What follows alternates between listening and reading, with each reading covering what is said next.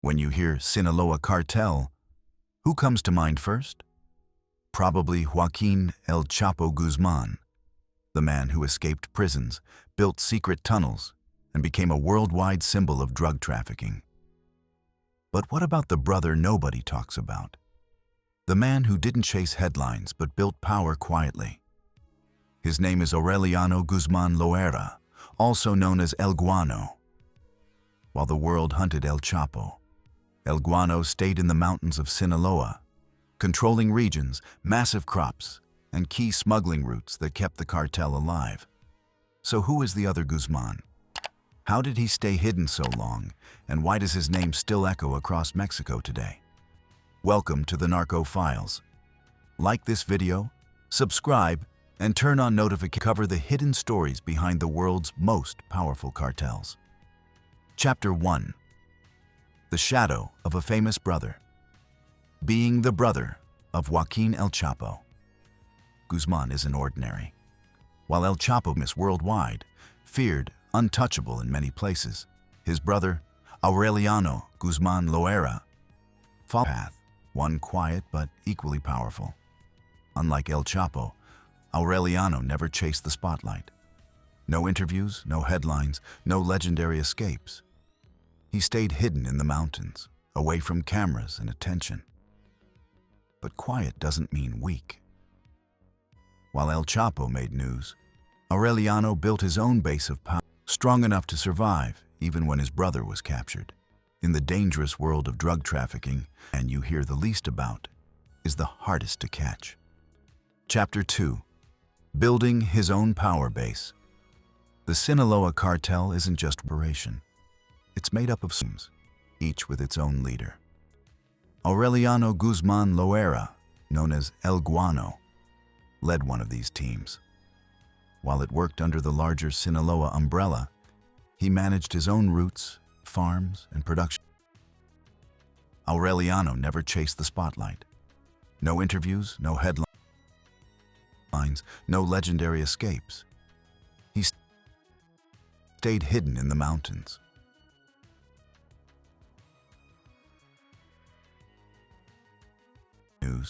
Through his network, Aureliano controlled key paths from Sinaloa to Sonora and across the U.S. border.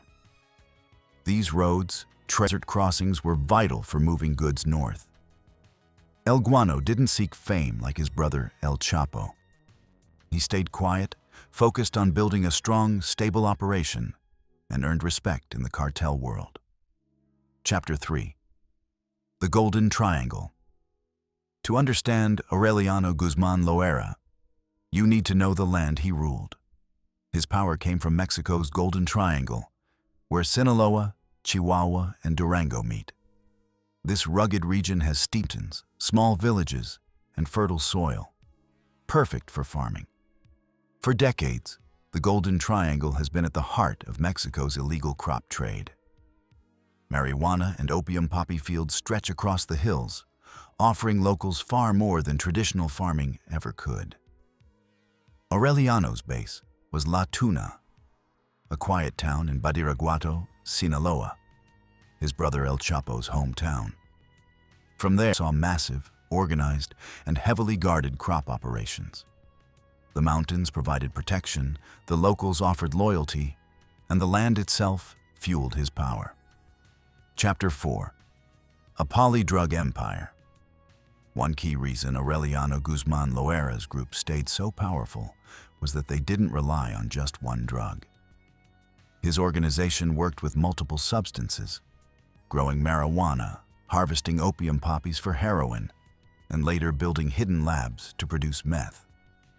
They also handled cocaine, and in recent years, fentanyl became part of their operations.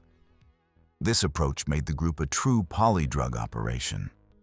Simply put, they always had something to sell, no matter what the market demanded. When marijuana was in high demand, their fields supplied it. When heroin gained popularity, their poppies provided it. And when meth became the hot product, their labs were ready. Their operations.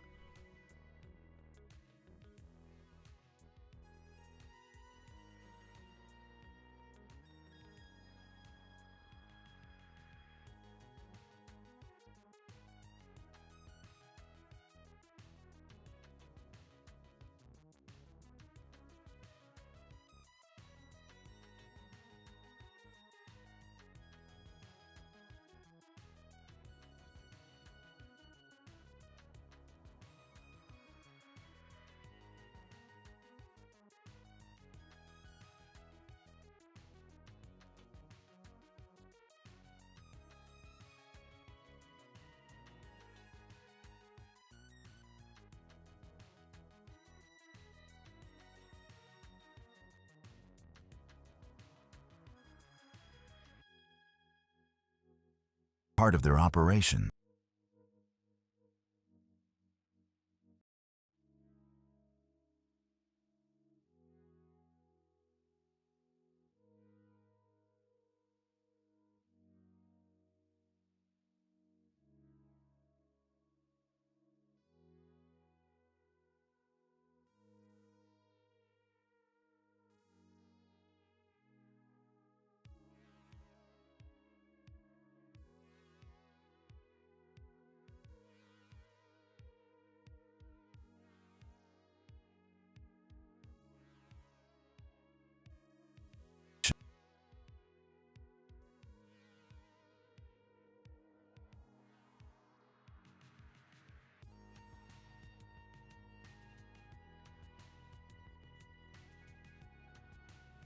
The most dangerous and profitable part.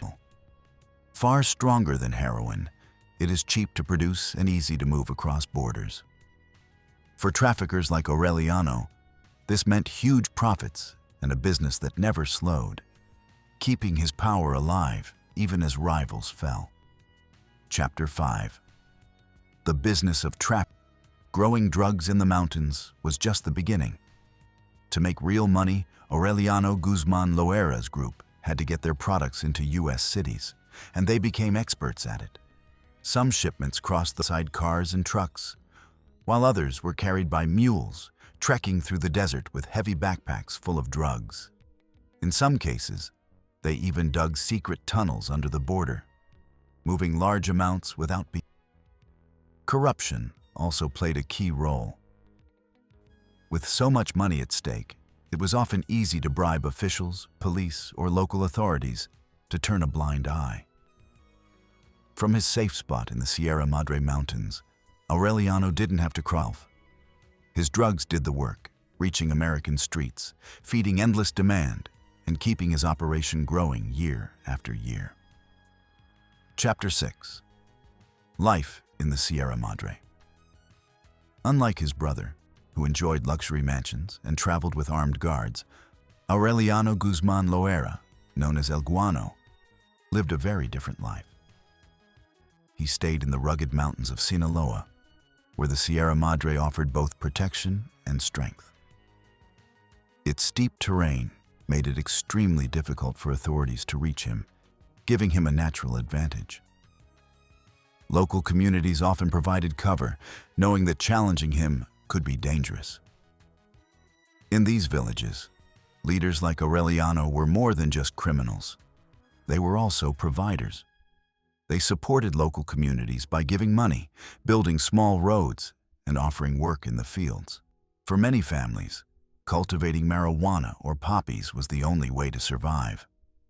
This support created deep loyalty, which in the cart can last longer than fear.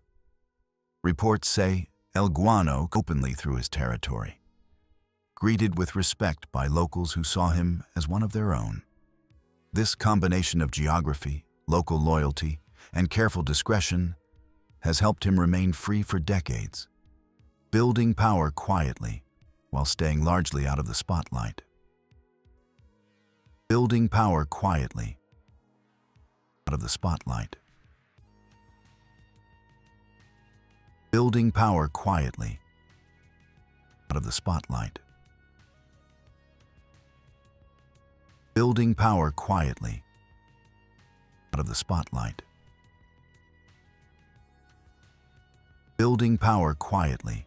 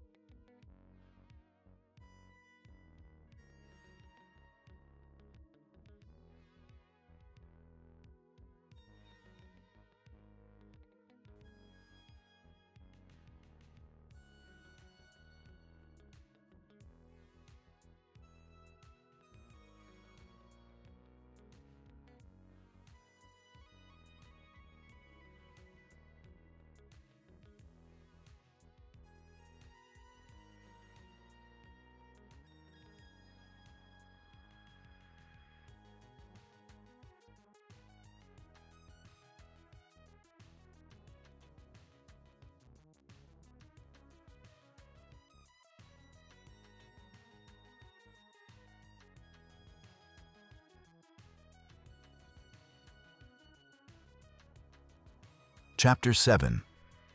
Family and the Cartel Legacy. The Guzman Loera family is much larger than just Joaquin El Chapo Guzman. Behind his global fame stands an extensive network of siblings, nephews, and cousins, each finding a role in the Sinaloa cartel. For Aureliano Guzman Loera, known as El Guanu, power wasn't only about money or territory. It was also about family ties and influence. When El Chapo was captured and eventually extradited to the United States, questions arose about who would maintain the family's control and influence. Aureliano quietly stepped forward, managing key operations and keeping the Guzman name alive within the cartel. Other family members, including nephews and cousins, took active roles in production, transport, smuggling, ensuring the family's position remained secure. This story highlights a deeper truth. Many cartels function like dynasties, where power is inherited and leadership is passed along bloodlines. For the Guzmans, involvement in the drug trade became a family legacy. Their influence extends beyond one generation, shaping not only their own future, but also the structure and operations of Mexico's drug trafficking networks for decades. Chapter: U.S. Indictments. While Aureliano Guzman Loera stayed hidden in the rugged mountains of Sinaloa, Mexico, the United States never stopped tracking him. On November 13, 2019, a federal grand jury in Arizona charged him with trafficking heroin, cocaine, and fentanyl. Just a few months later, on February 19, 2020, U.S. prosecutors added even more charges, including marijuana, methamphetamine, and additional heroin shipments. For U.S. authorities, Aureliano was far more than a farmer tending crops in the Sierra Madre. He was seen as a high-level trafficker who played a major role in moving deadly drugs into American cities, fueling addiction and crime. Each new charge served as a warning and as pressure on Mexico to act against him. These indictments highlight how seriously the U.S. views his continued freedom. Even though he keeps a low profile compared to his brother El Chapo, Aureliano is considered one of the last powerful leaders of the Sinaloa cartel, still operating openly in Mexico. His name remains at the top of law enforcement